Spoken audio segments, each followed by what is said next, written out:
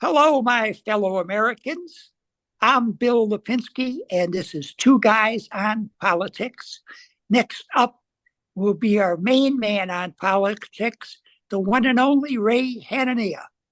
And this is Ray Hanania here at Two Guys on Politics, April 3rd, 2025, Season 4, Episode 10.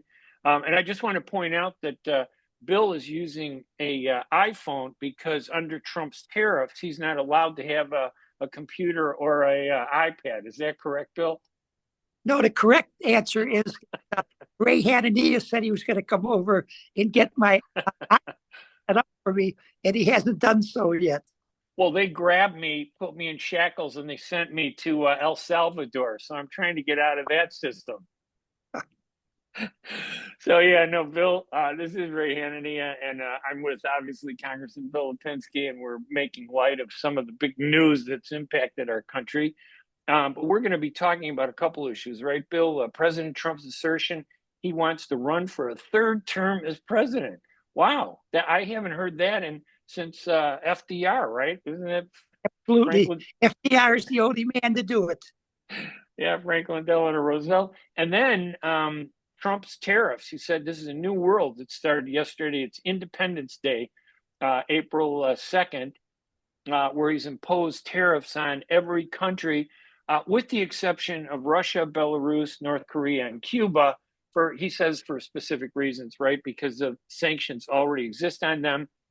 And then I'll do a little overview of the elections on April 1st in Orland Park and Aurora, where two incumbent mayors were tossed out by significant margins. So, Bill, what prevents a president from running for a third term? I think it's the 22nd Amendment? Yeah, but that's just the Constitution. When has the Constitution ever stood in the way of anything in the past year here? Actually, in the past 73 days?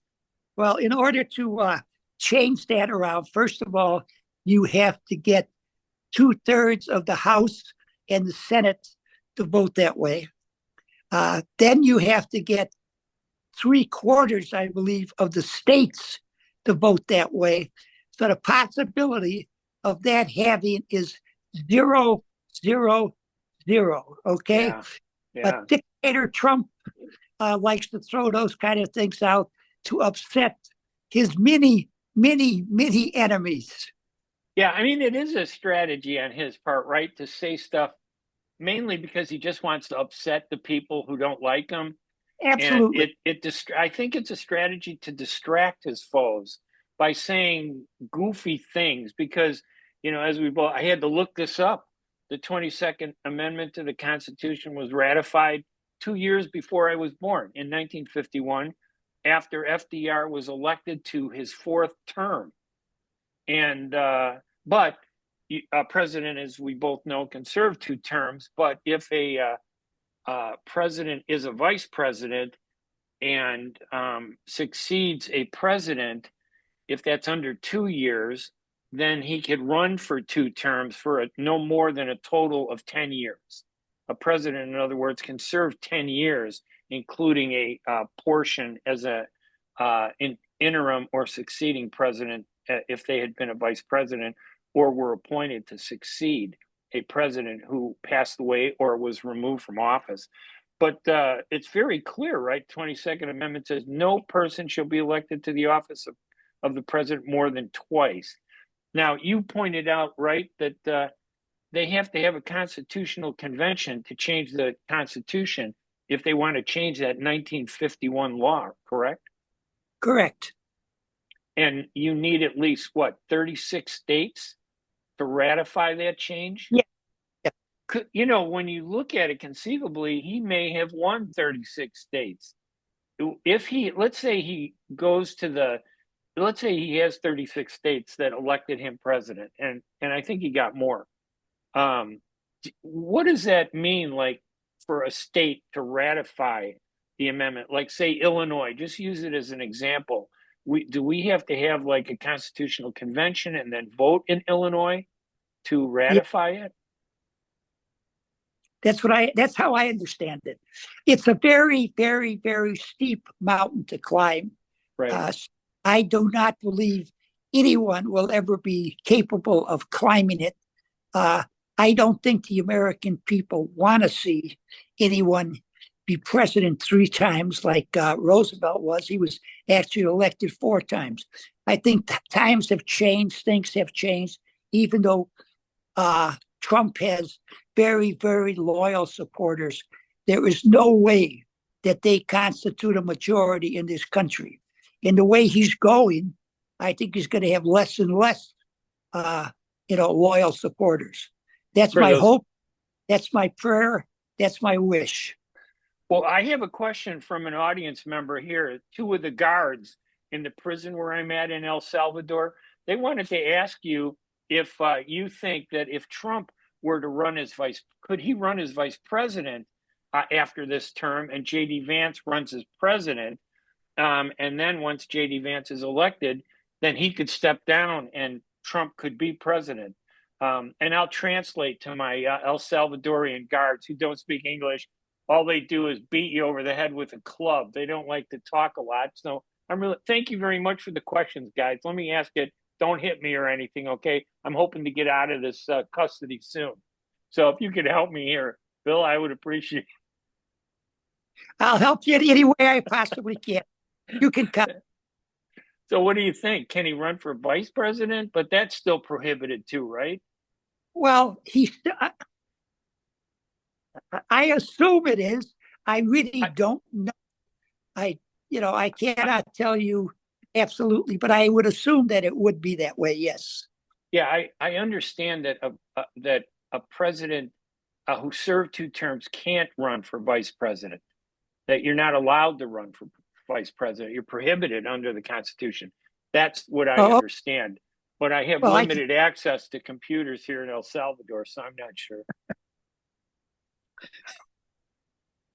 How many people have we sent to El Salvador, Bill? Do we know? Do we have a running tab of people that have been legally allowed into the state?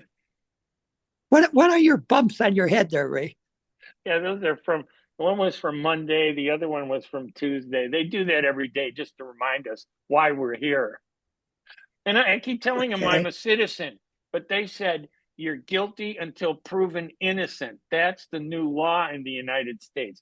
Maybe maybe we should talk a little bit about that, to the idea that they're grabbing people and they're sending them to El Salvador. And I mean, I understand if someone's a street gang member, and they're convicted of being criminals, yeah, let's send them to Guantanamo for all I care. But a lot of these people are just grabbed off the street because they had tattoos, they wore hoodies, and they spoke Castellano, which is a Venezuelan language.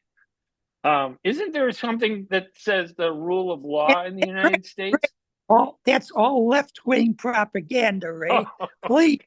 All those people that are in that prison were thoroughly, completely checked out. Oh, well, wait, what does checked out mean? Checked out. Well, I can't explain that. Yeah, I'll have to ask. Yeah, because they haven't provided the details on that, have they? No, I mean, isn't that what the problem? Isn't that what the focus? The courts have been fighting with Trump. I think the judicial system, and of course, they're talking about getting rid of these judges that don't agree with the president. This has opened up a whole new area of things we've never thought we would have to discuss, right? You are correct. Yeah, and but I really think it, if they did it the right way, I think the American people would support it, and the judicial system would support it. But I don't think it's being done in the right way. In fact, they had one in the right way either. Unfortunately, I'm not so sure that a majority of the American people don't support it. The judicial system doesn't support it, but I hate to say it, but right. The majority of Americans might be all for it. Yeah, that's kind of sad though, because we have laws. God.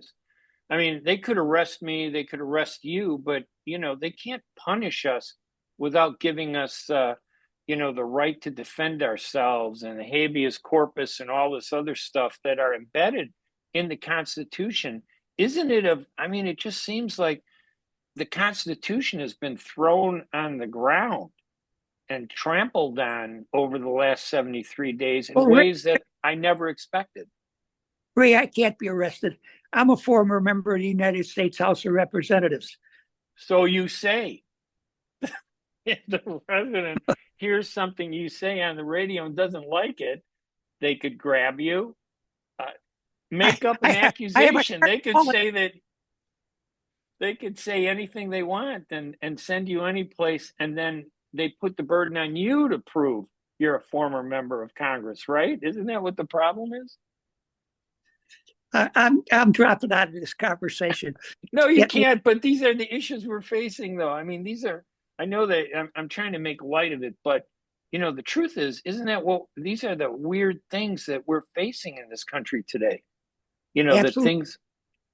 things are being done like that. So, but It, now, it scares me what he's doing. There is no. yeah, I don't care about him buying Greenland. That's fine. Him taking back the Panama Canal.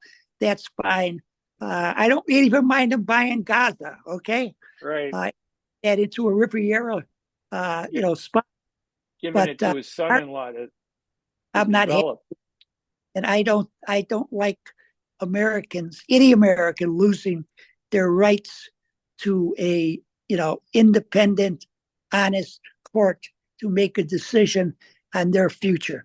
Right. Man, I agree with you. The other issue, of course, we're going to talk about are the tariffs. Now, I have not really. I mean, I understand what tariffs are. I hear the media on both sides saying they will hurt us, they won't hurt us. I've seen the market over the past 73 days that the president has been in office tank, drop significantly, and then people say, "Oh, that's the market. That's not the economy." But I'm looking at people that I know who says that the value of their investments have dropped as much as 30%, which is a significant loss. Pensions and investments are because of all this talk about tariffs. What's happening with the tariffs as you understand it? Well, listen, I've always been for tariffs, okay? And he talked about a lot of tariffs. He's put them on. Then before they went into effect, he took them off. I think his policy as far as tariffs has been very chaotic. I don't really think it's done us any good. It's probably done us a lot of harm. But I will tell you, as far as the ones that he's talking about now, Right. he's talking about if France has a tariff on our goods going into France at 50%. He wants to put 50% tariff on France coming into our country. I have no argument with that whatsoever. Why should we have a tariff of 10% only and France have one of 50%? And this goes for each and every one. We're long past the Second World War, where we had to frankly rebuild the entire economy of the world. That's when we went into this globalization. Well, listen, there's a lot of prosperous countries around the world today, and they're still ripping us off on these trade agreements and these tariffs. So I'm all for the retaliated tariffs. I think he's talking about, if you charge your country, Ray, has a tariff on my country of 25%. Right. Well, right. I'm putting 25% on. Now, I grant you, it is going to hurt our consumers. Hopefully, it will not come to that. But if it does come to that, hopefully it will not last too long, because it is going to hurt the consumers. By the other hand, it definitely will bring more jobs back to this country. Not as many as we have lost because of mechanization that has occurred during the course of the time we have shipped all these jobs away. But it will give us some new jobs. There's no question about that. But it's a dangerous policy, but it's one that I frankly am willing to risk. It's one of the very few areas that I'm a supporter of Donald Trump's in. Now, I remember he did, I think I remember during his first term, I think 2017, when he was elected president during those 4 years, he did impose tariffs on China, I think, regarding solar panels, some other things, on steel and aluminum imports. I remember he did that. And there wasn't that much, it wasn't a big hubbub back then. But today, he's saying that he's going to impose tariffs on everything coming from China, 25% import tariff, 25% on everything from Mexico and Canada, and that the auto industry is, cars coming from other countries could be hit as high as, 50% tariffs. So doesn't that mean that these cars in the long run, maybe it's a good idea, but in the short run, it's going to raise prices, won't it? And what I know about prices rising, once they rise, they never come down. So I don't know if he's doing it the right way, is what I'm saying. Well, first of all, it's going to raise consumer prices. There's no question about that. How long it would be before they would come down, if his plan is implemented and if it's successful, I can't answer that question. But Ray, he says, and I echo what he says, the world has ripping us off in trade ever since the Second World War. Now, we deliberately allowed it to happen because we wanted to rebuild the economies of the world. But that long since happened. And we have still treating those people like the Second World War ended, last week. So I'm all retaliatory tariffs. You charge me, I charge you back. You don't want to charge me anything, I won't charge you anything. There's someone where we pay a tariff, we charge 5% for their goods, and they charge 700% for our goods. Now, that's ludicrous for us to put up with something. Now, people talk about it's going to bring back all of these jobs that we lost. Well, that's not going to happen. Things have changed considerably since that time. Mechanization has come in. There's so much that has happened. I would say that probably if you lost 10,000 jobs in a particular field, we'll probably get back about 30%. So that would be 3,000 jobs. But there's 3,000 good paying jobs. But for and I go back to the one principle that I believe is rock solid. Once the price goes up, it never comes down. I have never seen a price go down on anything. But isn't there a smarter way? Because I agree with you that when you look at the history of tariffs, it was after World War II, we wanted to help the countries, get back on track.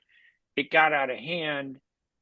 If someone is charging a 700% tariff to get whatever, a car, why don't we just ban those cars from that country and just say we're not going to do it, rather than saying we're going to impose a tariff on those cars?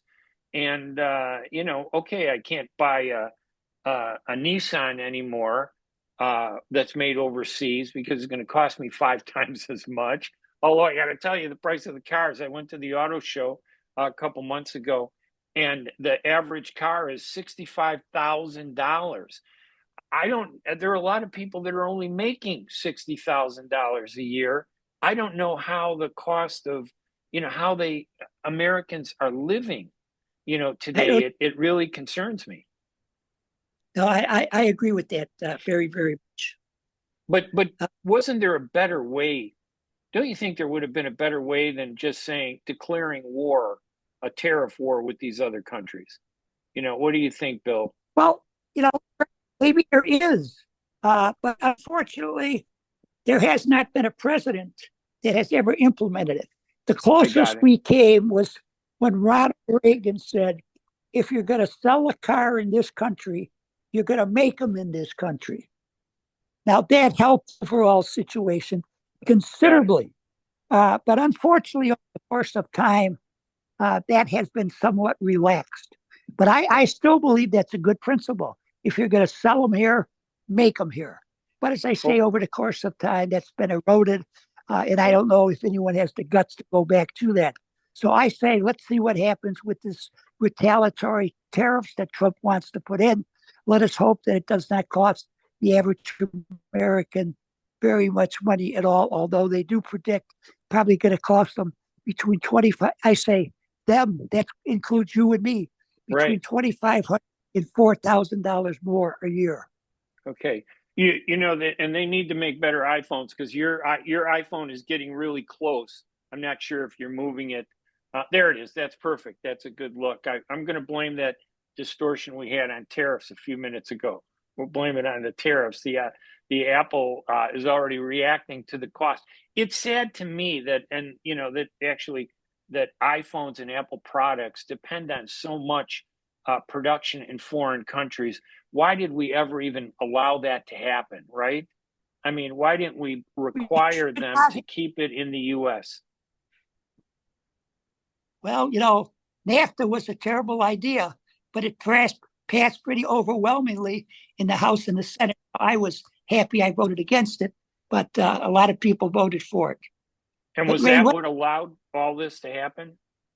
yeah, well, no, it doesn't. It didn't allow it all to happen, but it allowed a great deal to happen. But Ray, Okay. my running down fast over here, so let Okay. us stop the tariff situation, and I'd Okay. like to happen in the elections in the suburban area this last Okay. Tuesday.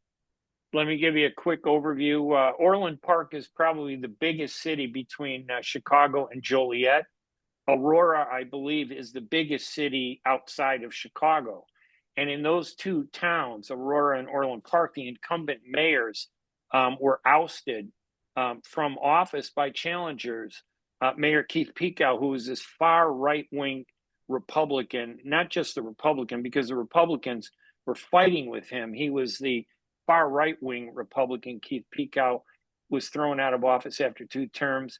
And Aurora's mayor, Richard Irvin, I think, was in 2 terms. He was unseated by a challenger named John Laesch, who was a trustee in Aurora.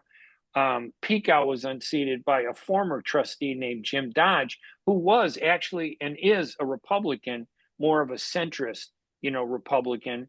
And the left and the centrists got together. They defeated Orland Park Mayor Keith Pekau, who really caused his own problem when a group of Arabs, 75 of them, went to a board meeting in February 2024 and said, "Hey, Mayor, would you consider a ceasefire, passing a ceasefire resolution on Gaza?"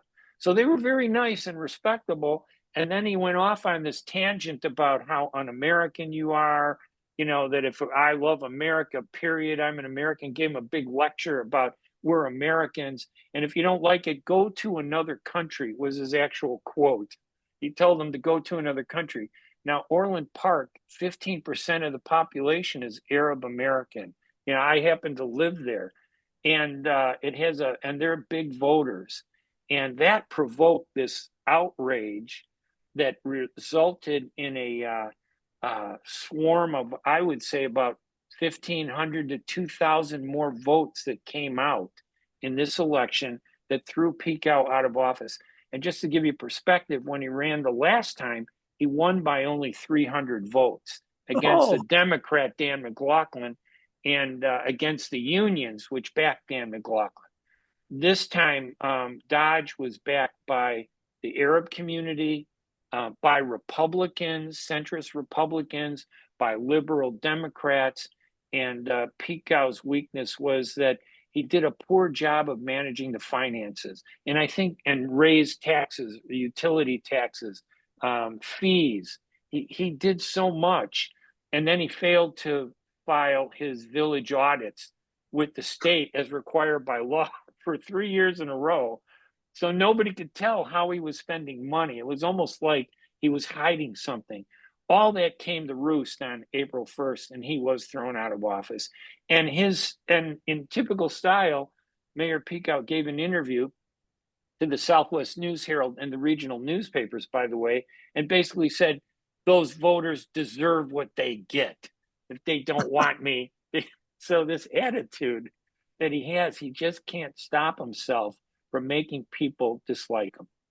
And then in the fire district where I do some media, the mayor Pekau ran a slate of candidates, and Paul O'Grady, who's a supervisor in Orland Township, ran a slate of candidates, and each one of them wanted to take over the fire district. And the fire district is a separate government entity. So voters got really concerned that the fire district was going to be merged into local government, and they'd end up paying more in taxes. So the fire district slate, the independents, who are not backed by Mayor Pekau or Supervisor O'Grady, actually won by almost 20%, a landslide vote, despite opposition from the unions who wanted to take over the fire district so they didn't have to negotiate for contracts anymore. When a union runs a government, you don't need to negotiate, right? The union just sets the fees and everything. So that scared a lot of voters, and they rejected all the candidates, and the independents who warned about all this won easily by a huge margin, which I'm grateful to, obviously, because I do some work for them, but also because I've been a taxpayer in Orland Park for almost 40 years. And I would not want to see the fire district taken over by any government. And Very that's good. it for local elections, Bill. My guards here in El Salvador are saying my time is up. I only get 15 minutes a week, to get fresh air. So hopefully I'll see everybody next week, right? Yeah, well, I'm putting together a bunch of volunteers. We're going to be called Lipinski's Rough Riders, and we're going to come down and try to get you out. All right, I'm going to be looking forward to them. They don't understand English too well, so they don't know your plans. Don't worry about it. Good. I'm Ray Hanania. I'm Bill Lipinski. This is Two Guys on Politics. And we'll talk to you later. Thanks, everybody, for joining us. We appreciate it.